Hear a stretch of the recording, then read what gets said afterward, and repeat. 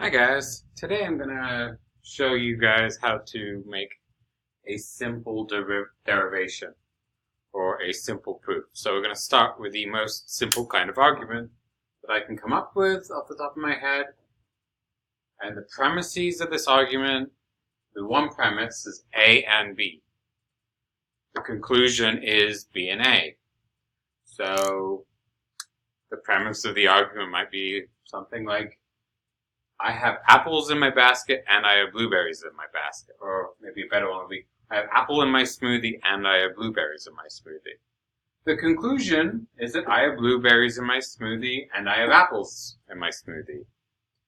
Obviously, this conclusion is true if the premises of the argument are true, right? This is a pretty cut and dry case, I think, where the conclusion is something that obviously follows from the premise. Right? But we want to start simple.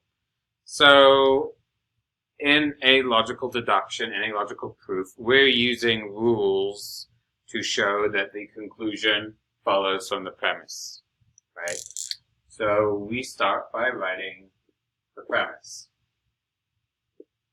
A and B. Okay? And we say this is the first line. Right? The premise of the argument. So now I can apply rules to the premise. So what kind of rules can I apply? Well,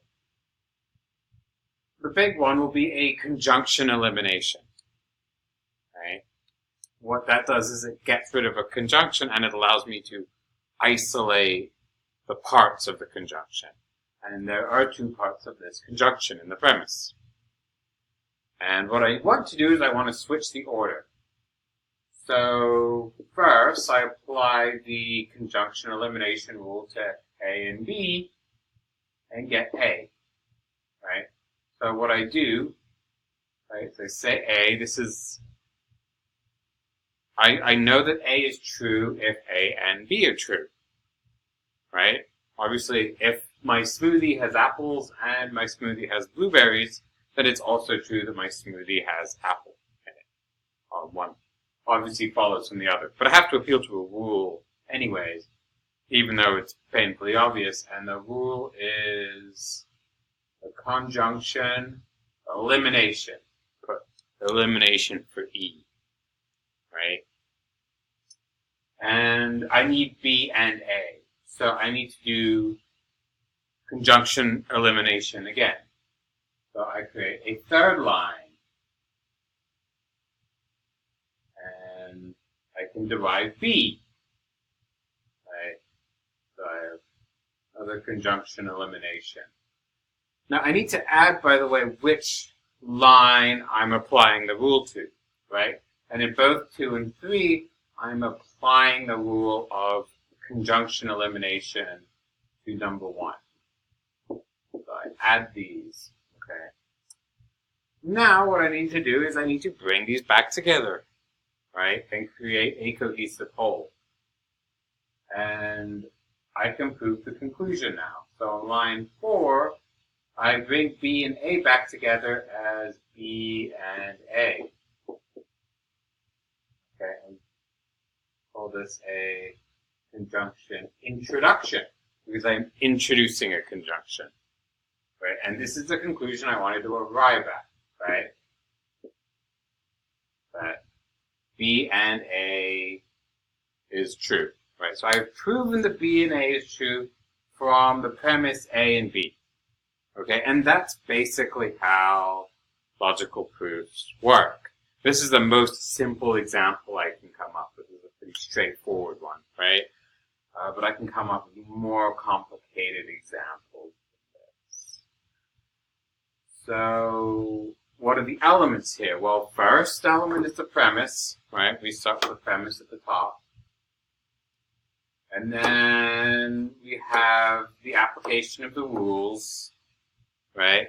And finally, we have the conclusion, right? And presumably, we've shown the conclusion through the application of the rules. One more thing that I didn't really mention in this video is that you can describe conditional elimination or conjunction elimination as applying to the right or the left. We don't have to worry about that now. I just want to show you guys generally how these truth tables are structured. So now we have a slightly more complicated argument. We have two different premises, okay, and our conclusion's a little bit more complicated. So the first premise is A and B again.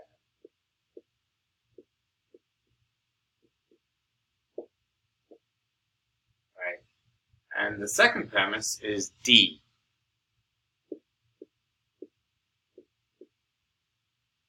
Okay, and what I'm trying to prove now is B or C and D.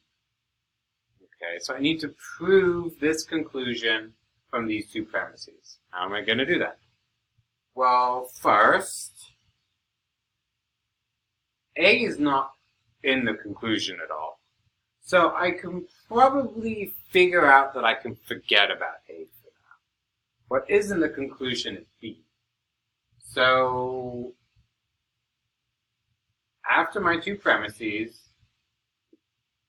probably what would be best for me to do is isolate B. Right? That seems the next logical move in my strategy. So I will do what I did with the last proof. I will get B by itself, and I will use a conjunction elimination on line 1. Right? If you remember, that's exactly what I did earlier. And what I need in my conclusion is B or C. Right? And I know B is true. Now here's the great thing about the next rule I'm going to use, which is called a disjunction introduction. A disjunction introduction is like saying this, okay? If I know that the sun is out, let's say I know it's daytime, noon, I say I can add any disjunction I want to. So if it's noon, I can say the sun is out, or the moon is made of cheese, or the sun is out, or Donald Trump is orange, or the sun is out, or clouds are white, or the sun is out, or pigs can fly. I can add anything. It could be true or false. It doesn't matter. As long as I know the first part is true, I can add anything as a disjunction. So, fourth line, I add the C. And we call this a disjunction introduction on line 3. Right? The reason, again, is that I can add anything here I want to. I could add B or C and D and Q. Doesn't really matter. I can put anything, you know. Now what I need to do is I need to add the D to this B and C.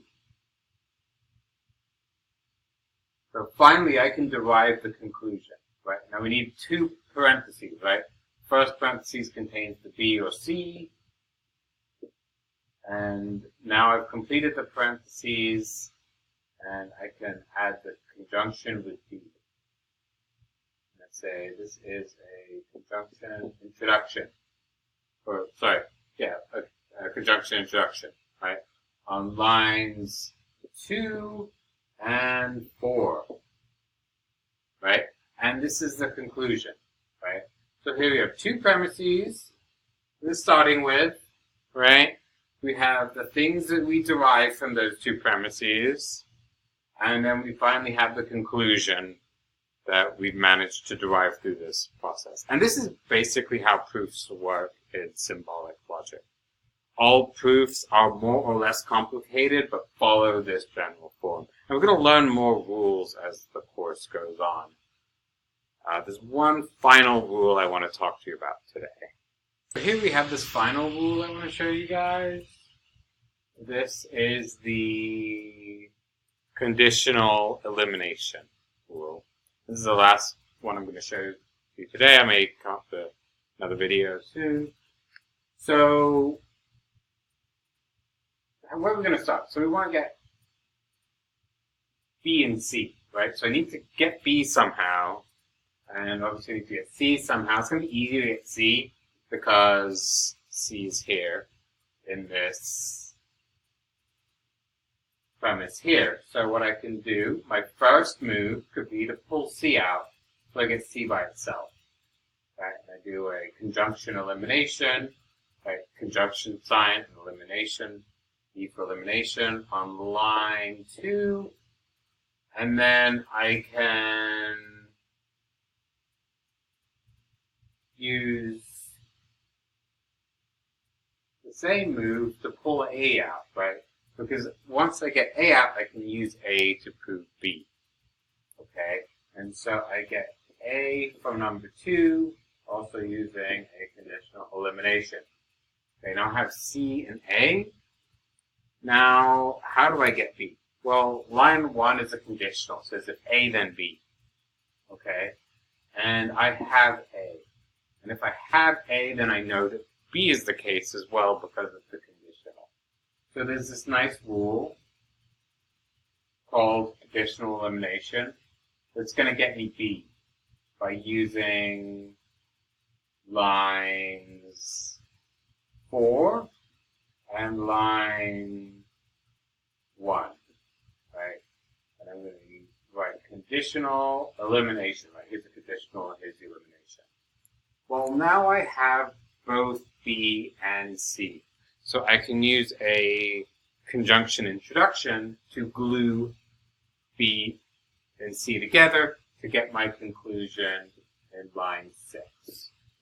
And now I have B and C using a conjunction introduction with lines 3 and 5. Okay. And here again I have my conclusion. And the conclusion's been proven. Right? So these are some examples of how to use the rules that have been introduced to you so far to make simple proofs. We're going to build from here and start adding new rules as we go through the rest of the course. These are the most basic rules, and you can end up actually deriving the more complicated rules from these ones, but don't worry about that yet. Just learn how to use this and master the form of the logical proof. If you are familiar with geometry, this should look very similar to your geometry proofs. It's the same basic thing, where you start with a certain body of facts, and then you have to derive some claim or truth from those facts. Thank you, and I hope that this helps with your derivations homework. Thanks. Bye.